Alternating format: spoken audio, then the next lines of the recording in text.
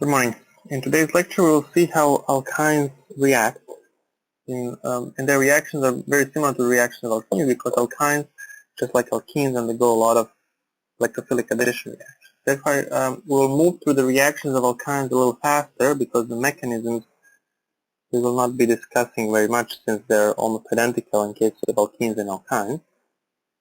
And the first of the alkyne reaction we'll talk about is the simplest one, and that will be hydrogenation, or in more general terms, reduction of alkynes to either alkenes or alkanes.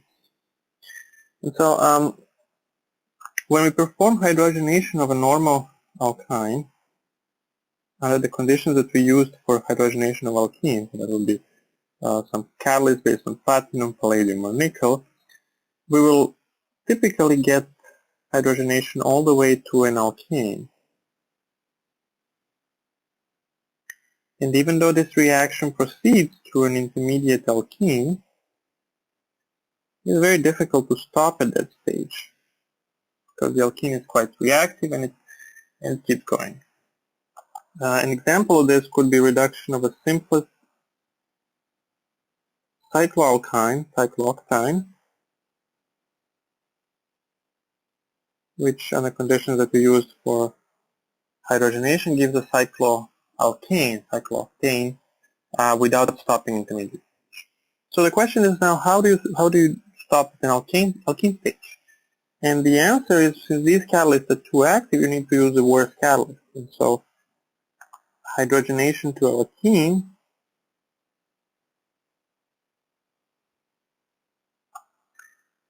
uses catalysts which are still based on palladium, supported on typically barium sulfate, but now a thing that is called catalyst poison is added, and this will be something like this quinoline, which basically attaches itself to palladium and reduces the activity of the catalyst, and that's why we get a little slower reaction which we can stop. And using this catalyst, which is also known under the name Lindlar's catalyst,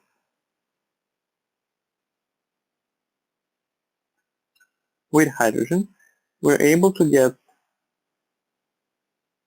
our hydrogenation to stop at an alkene stage.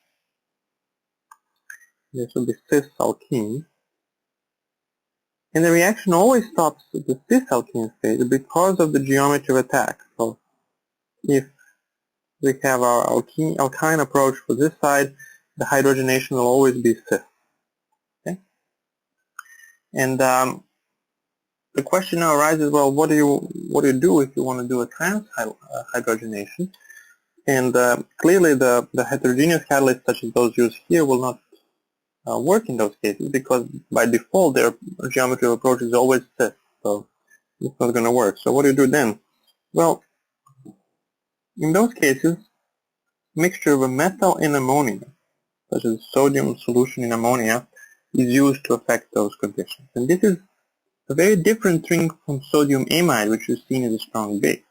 This is a solution of sodium in ammonia, which basically leads to the dissolving sodium being sodium plus and then releasing electrons which are solvated in ammonia. And these electrons give this deep blue color to the solution, which is very characteristic of this reaction. Okay? And now using this combination of reagents, we are able to take an alkyne, and expose it to sodium in liquid ammonia. Now this has to be liquid ammonia, temperature is minus 33 degrees. And under those conditions, we're able to get about 80% yield of a trans alkene. How does this work?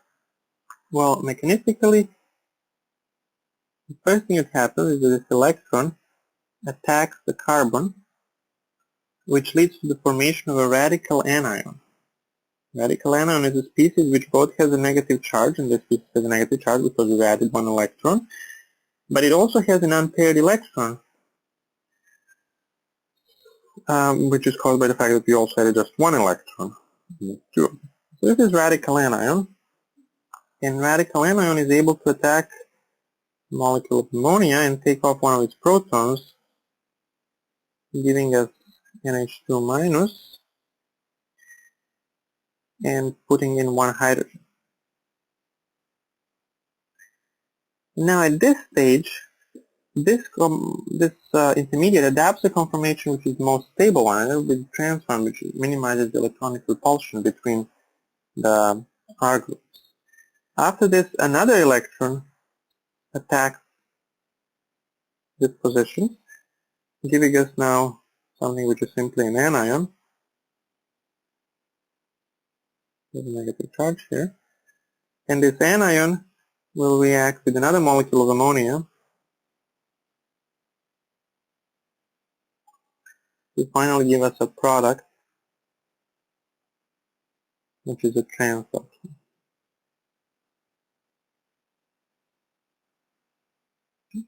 This is an example of a so-called one electron reduction.